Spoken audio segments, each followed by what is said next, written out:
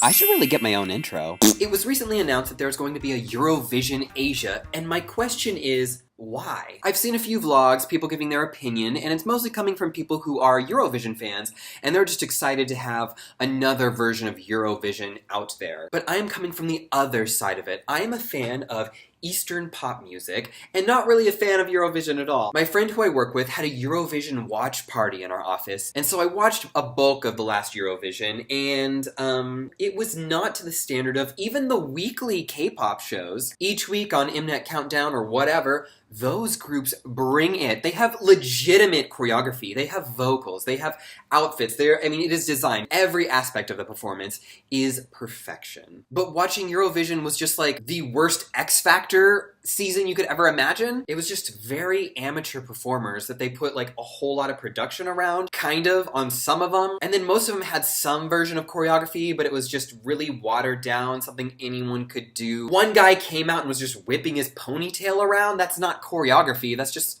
what Beyonce does. So I'm just wondering what Eurovision is going to bring to that side of the world that isn't already being brought in a million times better than it is right now. In Japan, in Korea, etc., they have that already, and they have it a million times better. Are they honestly just making this so they can have a place to put Australia? They're still gonna be out of place if we're being real for a moment. So those of you that are Eurovision fans and don't know anything about Asian pop music, I dare you to go take a look at any Shinee performance and compare that to Eurovision and see if you think that this Eurovision show can contribute anything to that world. I'm sorry to say, I truly don't think that they can.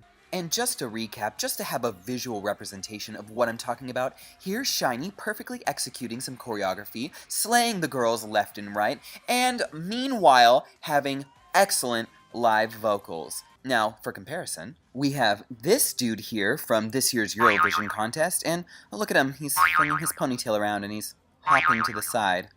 Good for him, look at that.